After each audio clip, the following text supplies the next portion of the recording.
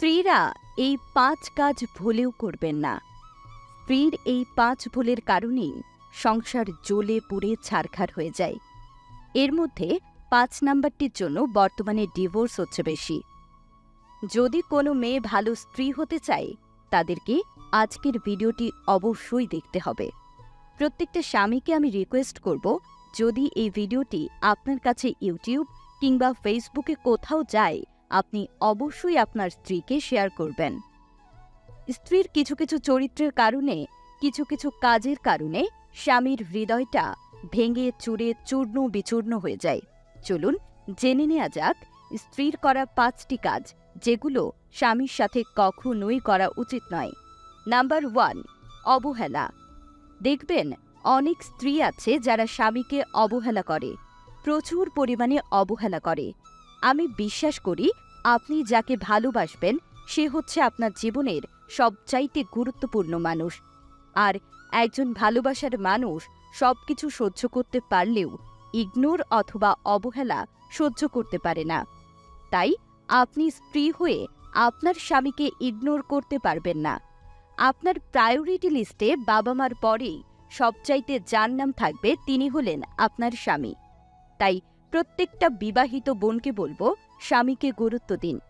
যে মেয়ের স্বামী বেঁচে আছে তার জীবনে তার আত্মার দাম আছে, তার শরীরের দাম আছে, তার চরিত্রের দাম আছে, তার ব্যক্তিত্বের দাম আছে।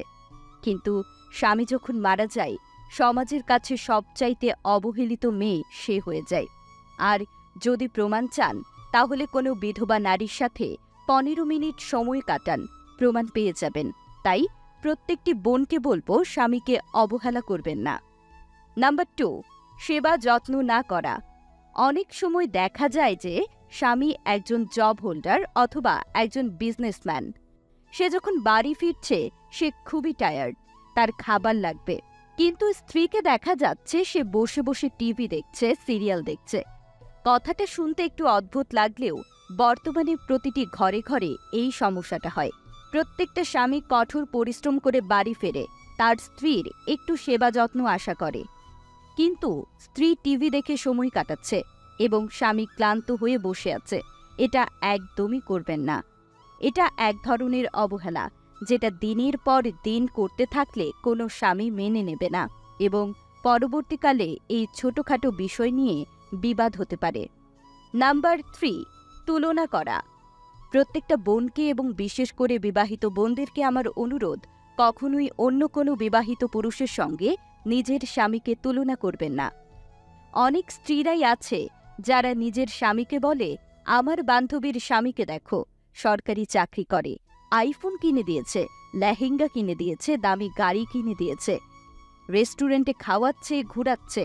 না, আপনি কখনোই এই ধরনের কথা বলে আপনার স্বামীকে অন্যের সঙ্গে তুলনা করতে পারবেন না।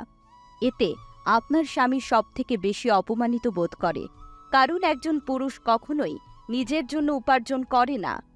মনে রাখবেন, আপনার স্বামী সবচাইতে উত্তম স্বামী, সেরা স্বামী। আপনার হাজব্যান্ড হচ্ছে সেরা হাজব্যান্ড, এটা বলতে শিখুন।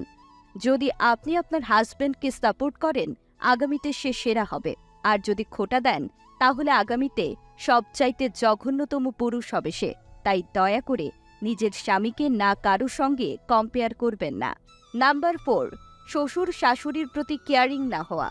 নিজের বাবা মা বাড়িতে এলে খুব যত্নশীল হয়ে পড়ে, কিন্তু শ্বশুর শাশুড়ি আসলে চোখ তুলেও তাকায় না।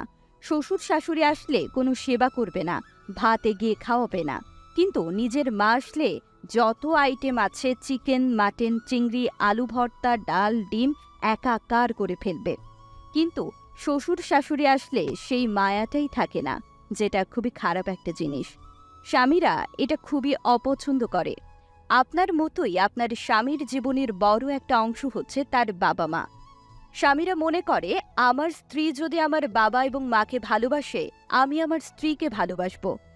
কিন্তু আমার বাবা মাকে যদি সম্মান না করে, আমার মন থেকে যে ভালোবাসাটা স্ত্রীর জন্য আসতো, সেটা কখনোই আসবে না।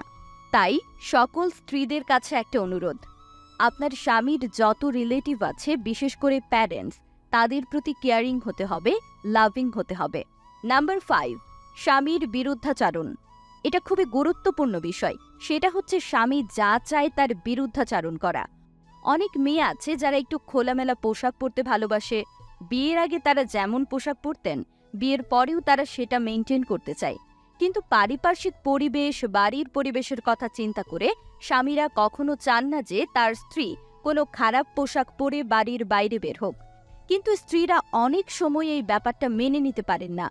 তারা ভাবে, বিয়ের আগে আমি যেমন পোশাক পরতাম, সিনেমা হলে যেতাম, বান্ধবীদের সঙ্গে আড্ডা দিতাম, রেস্টুরেন্টে বসে কফি খেতাম, বিয়ের পরেও এগুলো করব। এগুলো কিন্তু স্বামীর ইচ্ছের বাহিরের কাজ। বিয়ের আগে এবং বিয়ের পরের জীবনের মধ্যে অনেক পরিবর্তন আসে। নিজেকে মানিয়ে নিতে হয়, সেটা হোক একজন স্বামী অথবা একজন স্ত্রী, এবং এ দুজনকেই মেনে নিতে হবে। তবেই একটা সুন্দর সংসার গড়ে ওঠে।